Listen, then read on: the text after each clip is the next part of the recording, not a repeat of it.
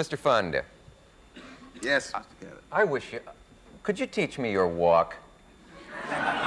Do you know you have one of the most distinctive walks? It's almost as if you have two sets of knees or something. It's sort of... I don't know if they can get a shot of this. I don't even think I can do it, but it's kind of... Your legs sort of go out like that. It's really it's a great walk. I'm not aware of it. I guess I did it. You know what? You've never been aware that you... I've been told, and I know people imitate it, but I don't try to do it, or I didn't break an ankle to get a funny look. You get a special look to your walk. Has anyone ever told you that you sound like me? Because I have been told that I sound like you, and yet I don't think I sound like you, although it has occurred to me that maybe I can't hear it, but of course I can't... maybe I sat next to David Fry when he did me once. And did it sound like you? No. It's to them it did. To someone else does. Yeah. So. I don't think then maybe I'm destroyed when I hear myself on a playback or on a screen. I'm sure you had the same experience. The first time you heard your own voice on a tape or I still am. My voice. Yeah, it's not what you think it's like, and it's devastating when you hear your voice. Terrible experience.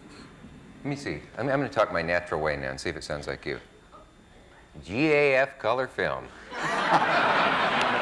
Didn't do it. I almost had it there. Can you ever see a film? Can you ever see a film of yourself on the Late Show and not remember making it, or not remember switch it on and think, I have. That's me. What am I? I have. That Yes. must be.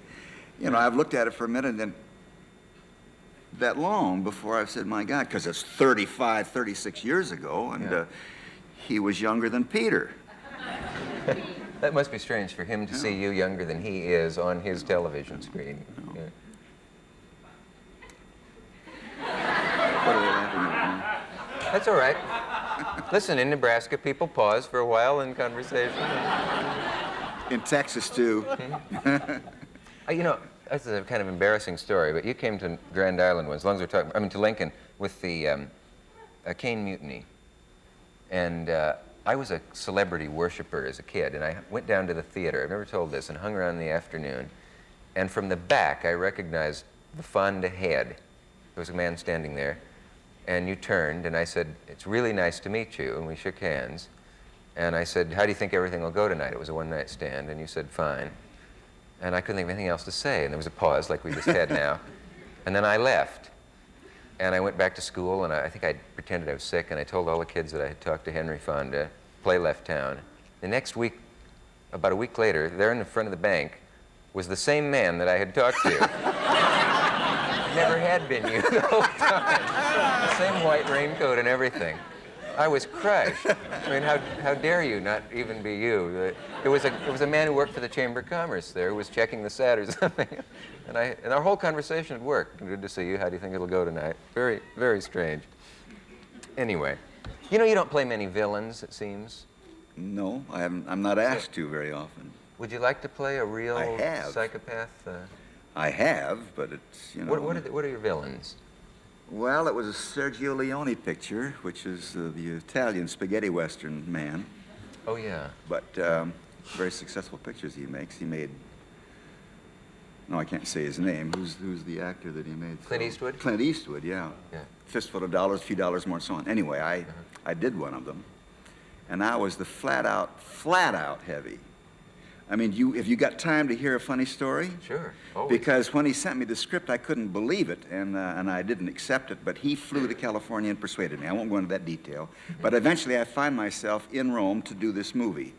And I had been thinking about it because he is the villain, and I thought, well, he's got an idea, I'm not sure why. And I had grown the little divot here and the mustache that looked a little bit more villainous than I do, and I'd paid $350 for contact lenses that made my eyes brown to lose the baby blues. And I arrived on the set, and he took one look, and out. This was not what he bought, the baby blues. It's what he wanted.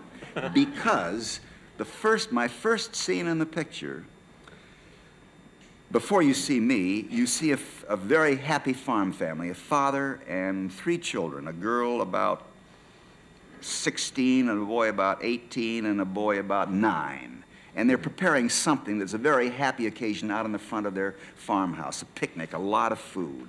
And in the midst of this happy thing, suddenly there is a shot from off screen, and the girl spins dead like that. And the father looks like this and looks up, and there's another shot, and he spins dead. And then the son, who's on his way in a buggy to the station, you find out later, to pick up the wife that's the new wife that's going to come, he comes around from the barn, sees his father and his sister, and he looks up. There's another shot. He falls off the wagon. Then the little 9-year-old boy comes out of the house with 2 jugs, and he sees his mother, his father, and his sister, and his brother, and looks up, and then the camera turns, and from the shrubbery in distance, 5 ominous figures come. Long cloaks like this, broad-brimmed hats like this, unidentifiable from a distance, all with rifles in their hands. And they walk from, converging like this very slowly.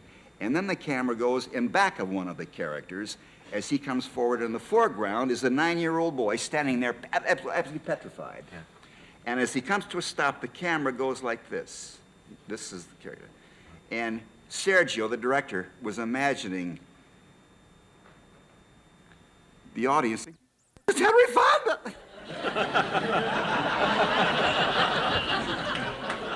Oh, and getting the first laugh in the movie. Yeah. And then the boy standing there, and the guy here next to me says, because we haven't killed the whole family, obviously, now, and he says, what are we going to do now, Frank? My name is Frank. And I sort of spit a little tobacco out and look at him, and I say, you call me by name. And turn back to the boy. Yeah. And I shoot the little boy. Is that being a heavy? That's for openers. That's the first scene. That's just the audience warm-up. Was this film made? Yes, and it was very successful. Not in this country so much. What an opening. And Gee, still it gives you the playing in willies Paris, to hear it. Yeah. And and what color eyes did you then play it with? Baby blue. The old blues. Yeah. Gee, well, that's villainy enough, I'd say, for me. We'll be right back after this message.